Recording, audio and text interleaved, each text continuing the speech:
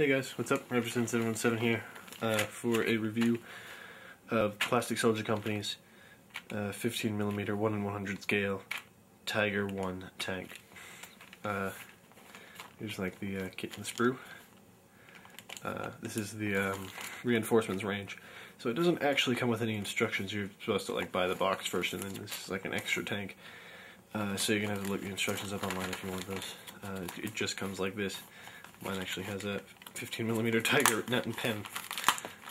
Some of them have like little stickers, some of them just have them written out. Anyway, put that aside.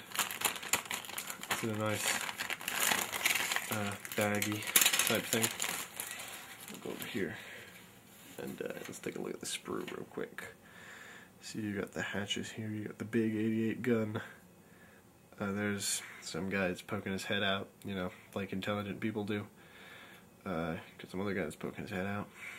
Various different versions of that. You got the exhaust. That is the front machine gun hull. You got the different turret stuff. You got the different mantlets and such. You actually have two turrets. There are two separate turret sides. So there's one that goes on all of them, and then one that's for early and mid-war, I think, and one that's for late war. For the other side, you got the hull and you have the chassis. Kind of the two different sets here of wheels. Well, yeah, there's where the wheels go. You have two different sets of wheels here. One for early and mid-war, and one for late war. Again, you have extra bits of track that they would like shove all over the place just in case. You got the track here, which has some sag in it for the drive wheels and such. Then realistic sag. All looks very nice. Yeah, I'll see how this tank looks. Put it together and come back and show it to you. Hey, I'm back. I finished building my little Tiger tank here. Doesn't feel that little actually. It's like the size of my palm. Yeah, so it goes together really well actually. It goes a lot of nice big flat surfaces to apply glue to, so it sticks and it doesn't come apart and such. It's nice. I went for the mid-production tank. You can go the early production, mid-production, and late production. I wanted kind of a generic Tiger, so mid-production seemed about right. As you can see, the turret does rotate, and it doesn't just pop off. It's got this little, this model-esque catch system, so it doesn't fall off when you turn it upside down like some other Plastic Soldier Company stuff. The gun isn't really supposed to go up and down. The way it slots in, it allows you to go up and down. But you're supposed to glue it. Obviously, I didn't because I like it being able to go up and down. I think that looks neat. The tracks had the opposite problem of the Sherman, which is they go on a bit loose. They're not tight. So you get some problems. Like this side, I really like. This side worked really well. This side didn't work as well. As you can see, there's a little gap. It's not form-fitting. The tracks are really kind of rubbery in comparison to the rest of the tank, which is really solid. So it's nice to be able to bend them and put them into place. The rest of the tank's really solid, which makes cleaning it up really nice, cleaning up the little sprue bits. All these hatches could open. Two driver hatches, the commander and the gunner hatches, can all open.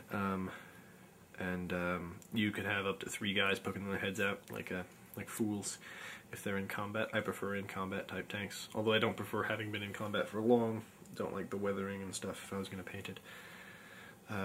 Yeah, it's got some little smoke stacks on the back. The first one has like a little smoke emitter here, the early production model, and some other things. But it just goes together really nice. It looks really nice and menacing. It looks like a Tiger's supposed to.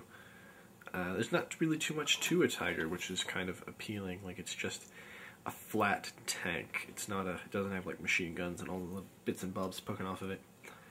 It's got the little, obviously the hull mounted machine gun there, but it fits together really nicely.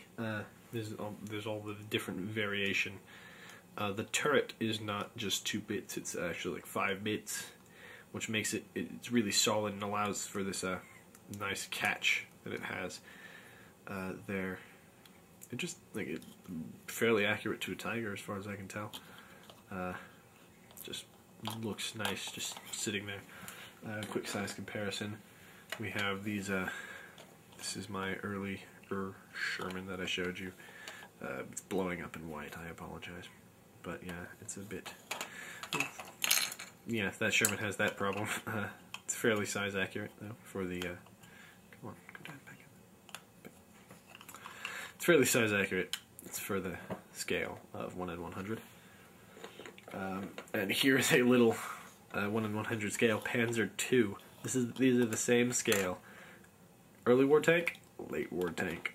Tanks evolved quite a lot through the war. These guys can just get out on top of it. It's crazy that it's the same scale. Also, we have this little Risk guy here. Stand next to his Tiger. And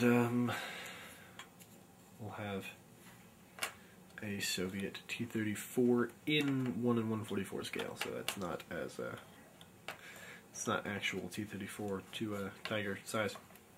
Anyway, these guys are cheap. They're like $8. I've heard a single one like 10, 20, I think. No, 30. Sorry, like $30 for a box of 5, or maybe 4. Probably 5. I think it's 5. They're cheap. They're really cheap, especially compared to other people making Tigers like Battlefront, which make them out of resin.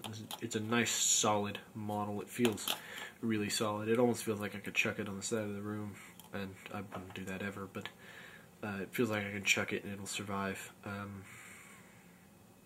Probably because it's just it's a Tiger. It's a hunk. But yeah, I like it. I like it a lot. So, yeah, that's my review. Yeah. Bye.